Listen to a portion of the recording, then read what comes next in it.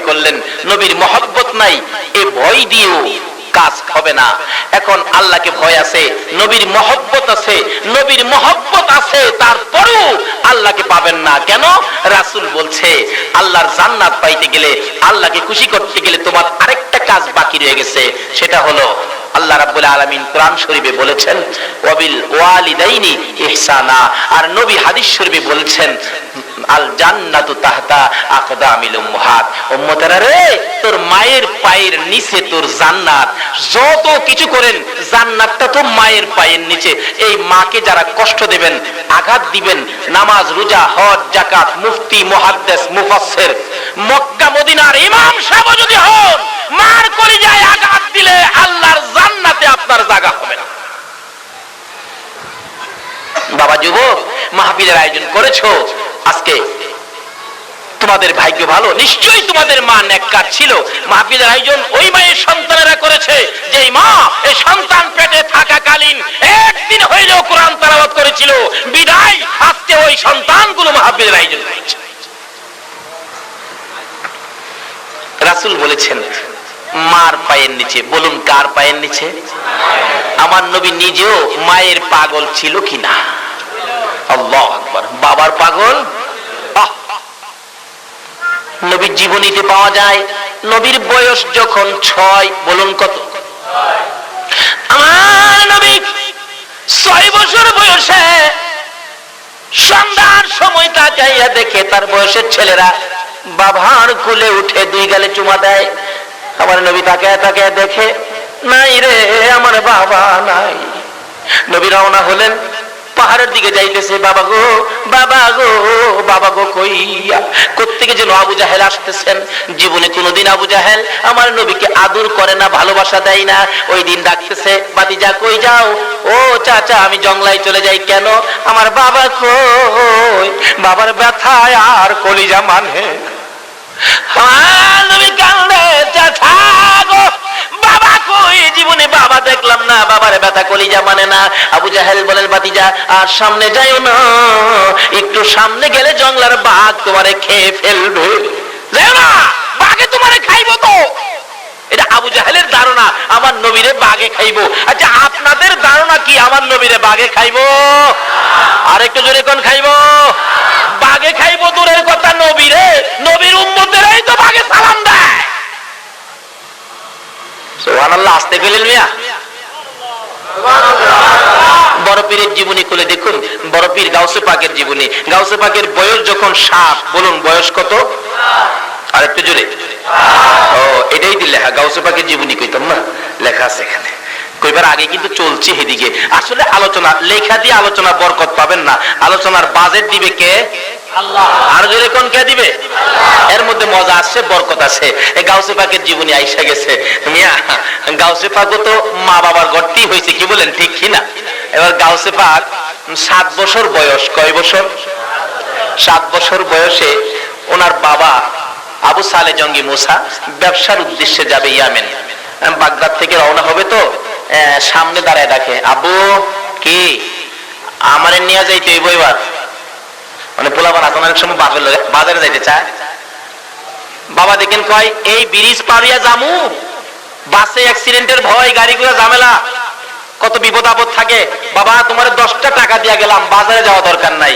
বাবার কাছ থেকে দেখেন কিছু পাগলা পোলা আছে, 10 টাকাও লইছে, আবার বাবা যাওয়ার সময় রিক্সার পিছনে বডি ধরে রাখছে। ব্রিজ পার হইয়া বাবাই কয় রিক্সাওয়ালারে, বাইসা গেলাম 10টা টাকা দিয়া কোন রকম পোলারে বুঝায় রাইখাইলাম। পোলা পিছন দিয়ে বাইরিয়া কয় আব্বু, আরে কি আমি আইসা বসছি তো। এমন পাগলা পোলাপান আছে না, আছে না, আছে না। গাউসে পাক 7 বছর বয়স। বয়স কত? ডাকতেছে, আব্বু আজকে আমাকে না নিয়ে ব্যবসায় যাইতে পারবেন না। কারে বাবা? বাবাটা মানি না। আরে দূরের রাস্তা হাইটে যাবো, আমি হাইটেই যাবো, কি করবো? ছুড়াইতে পারে নাই, ছাড়াইতে পারে নাই। রওনা হলেন, যাইতে যাইতে যাইতে যাইতে আরবের পথ, পাহাড়, পাথরের পাহাড়, 2 পাহাড়ের নিচ দিয়া রাস্তা যাইতেছে। তো হঠাৎ দেখে আবু সালে জঙ্গে মুসা পাহাড়ের উপর থেকে 2টা ভাগ বাপ বেটার দিকে পজিশন নিচ্ছে, আক্রমণ করবে। আবু সালে ডাকতেছেন, জংলার বাগেরা রে, আমার কলিজার টুকরা সন্তান একমাত্র আব্দুল কাদের জিলানী রে, জংলার বাগ, বাবার সামনে বুঝি আমার সন্তান ধরে খাইবি। 7 বছর বয়স, গাউসে পাক জিগায়, আব্বু কান্দেন কেন? ওই যে বাবা ভাগ। ও ভাগ। আমার পিসাব কিবলা লেখেন, গাউসে পাকের দরবারের কুকুর, গাউসে পাকের দরবারের কুকুরের পাওয়ার জংলার বাঘের চাইতে বেশি। জোরে কন্যা সুবহানাল্লাহ। আচ্ছা, বাঘে খাইব? আচ্ছা আব্বা আপনি বাঘের ভয় পান? 7 বছর বয়স গাউসে পাকের। আব্বা আপনি বাঘের ভয় পান? কবে একটা ভয় পাবো না, বাঘে মানুষ খায়।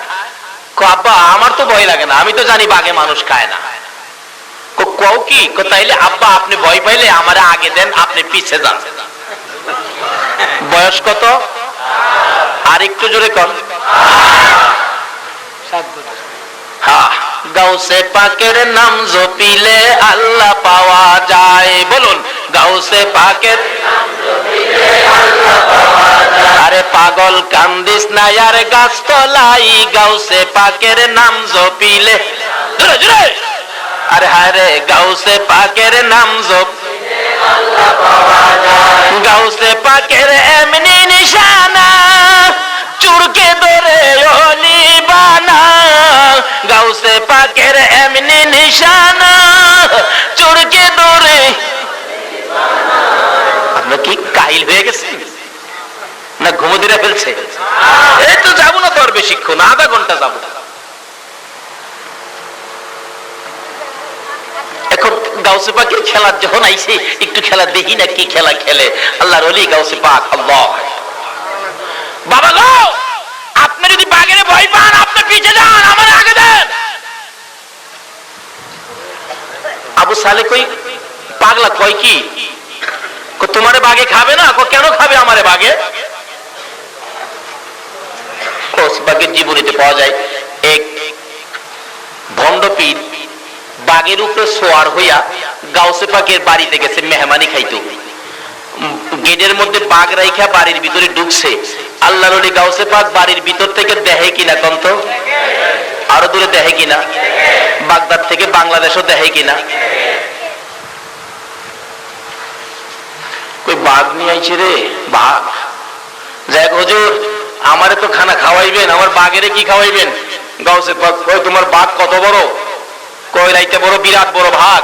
কই তোমার বাঘের কি খাওন লাগবো, আসো তো দেখে আসি। গেটে গিয়া দেখে বাঘ নাই। গেটের মধ্যে একটা কুকুর আছিল, কুকুরে বাঘ খায়া ঘুমাই দিছে। কুকুরে বাঘ খায়া ঘুমাই দিছে।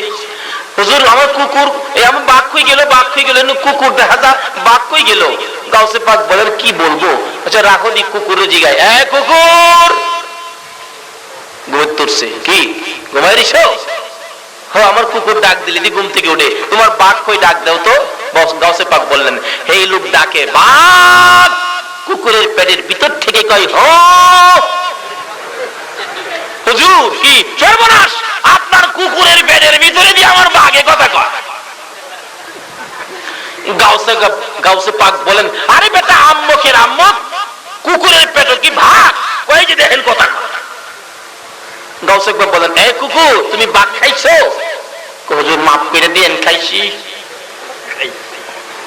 তুমি বাঘ খায় ফেললা? কই পেটে খিদা আসিন। পেটে খিদা আসিন, এই বেচারা মেহমান তার বাঘ খাইছো। আসলে তার ভিতরে কিছু অহংকার আসিন, এই অহংকারটা কুকুর দিয়া বাঘ খাওয়াই আল্লাহ বুঝাই দিচ্ছে।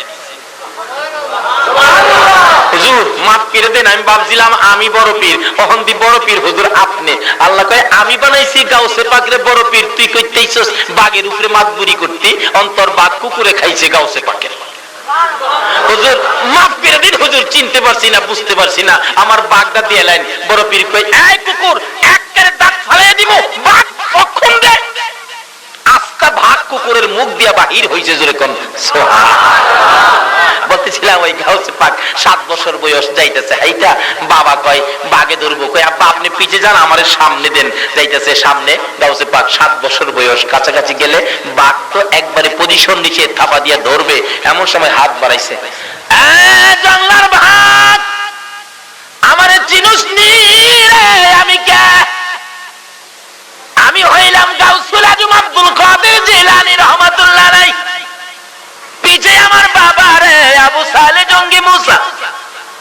আমরা আখিরি নবীর উম্মত, কালিমার পোশাক গায়ে দিয়েছি, নিষেধ দিলাম রে আমাদের গায়ে হাত দিস না।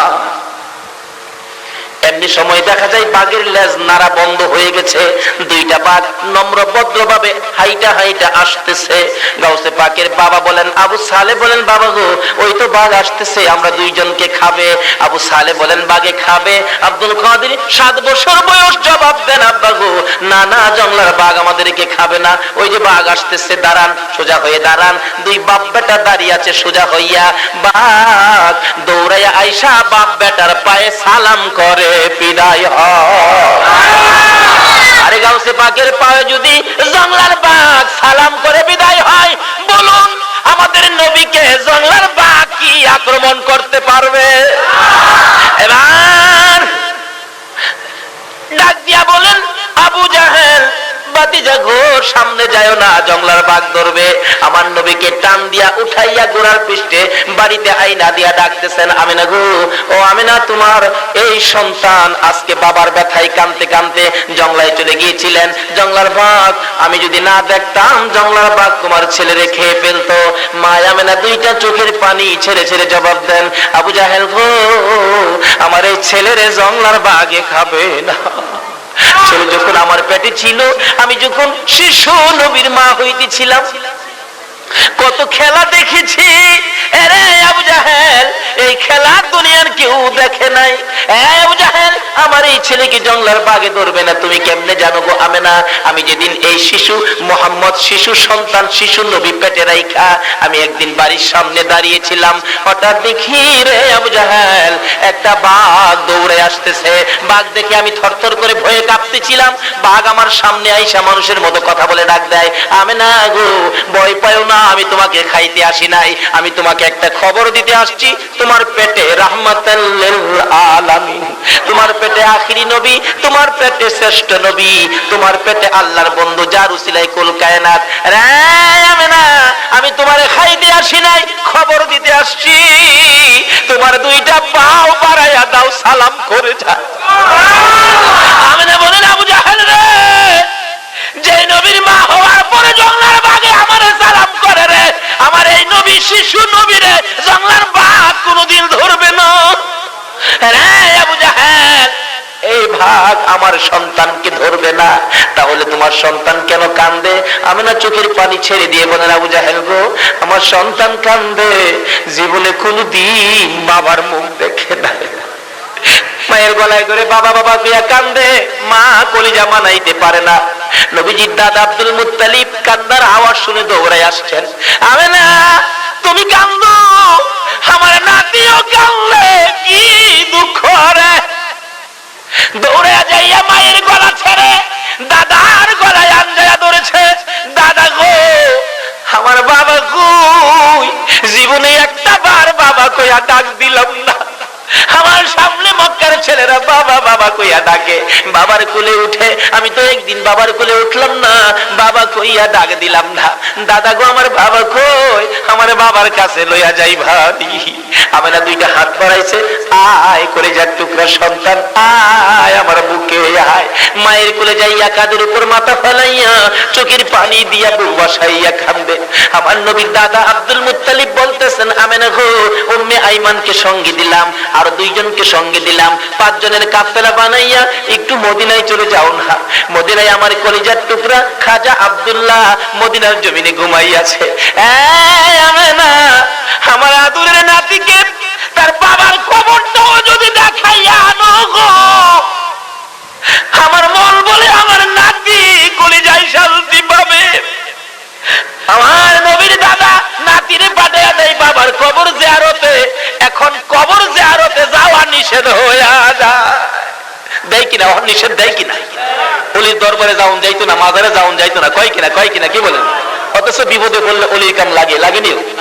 যখন ঘূর্ণিঝড়, ঝড় তুফান, বর্ষা, বন্যা বাংলাদেশ পানির নিচে চলে যায়, তাদের হস্তে রহম করুন আল্লাহ, রহম করুন আল্লাহ। বিপদে পড়লে বুঝি ওলি আল্লাহর বাংলাদেশ, আর সুযোগ পাইলে বুঝি শাহজালালের মাজারে বোমা। দুঃখ লাগে ভাই।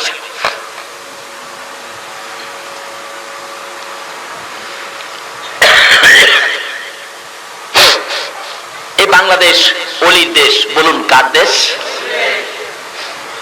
শত শত অলি, তার মধ্যে চট্টগ্রামবাসী আপনারা, আপনাদের জীবন ধন্য। বাংলাদেশের মধ্যে সবচেয়ে বেশি অলির খেলা হলো চট্টগ্রামে, দ্বিতীয়ত অলির খেলা হলো সিলেটের জমিনে। দুইটা জমিনে অলির খেলা, যেহেতু পাহাড়ি এলাকা, আল্লাহর অলিরা নিরিবিলি থাকতেন, আল্লাহকে ডাকতেন, বন্ধুত্বের রশি আমার আল্লাহর সাথে লাগাইতেন নবীর দেওয়া রাস্তা দিয়া। বলুন কার দেওয়া রাস্তায়? বলতেছিলাম দয়ার নবী, মায়ার নবী,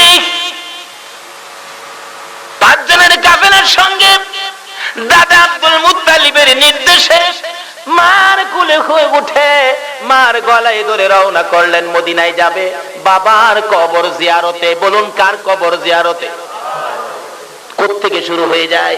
যাইতে যাইতে যাইতে যাইতে মক্কা নগর পার হইয়া মদিনায় যাইয়া গো আমেনা আব্দুল্লাহর কবরের পাশে যাইয়া কবরটা দেখে দূর থেকে কাঁদতেছে, হয়তো আব্দুল্লাহর কবর দেখা যায়, হয়তো আব্দুল্লাহর মাজার দেখা যায়। আমার নবী 6 বছর বয়স, মার কুল থেকে মায়ের চোখের পানিগুলো মুছে মুছে প্রশ্ন করেন, মা মা গো ওইদিকে তাকাইয়া তাকাইয়া কেন কান্দো? আমার নবী তো আর কোনোদিন বাবার কবর দেখে নাই, মা কেন কান্দো জানতে চাই। আমানা জবাব দেন, বাবা মুহাম্মদ, ওই যে কবরটা দেখা যায়, এই কবরের মধ্যে তোমার বাবা খাজা আব্দুল্লাহ ঘুমাইয়া রয়েছে। আমার নবী বলেন, মা মা আমার কোল থেকে নামাইয়া দাও না গো। মায়া মানে বলেন, আমি যখন 6 বছর বয়সে শিশুর নবীকে আমার কোল থেকে নামাইয়া দিলাম, একটা দৌড় মারছে রে, বাবার কবরের উপরে যাইয়া পড়ে গেছে। ডাইন পাশে বসে কান্দে বাবা বাবা কইয়া, বাম পাশে বসে কান্দে বাবা বাবা কইয়া, পায়ের কাছে বসে মাটির মধ্যে হাত লাগাইয়া কান্দে, বাবা গো মক্কা থেকে মদিনায় আসলাম তোমাকে পাওয়ার জন্য, তোমাকে দেখার জন্য, একটু দেখা দাও না গো বাবা, তোমার কি মায়া লাগে না?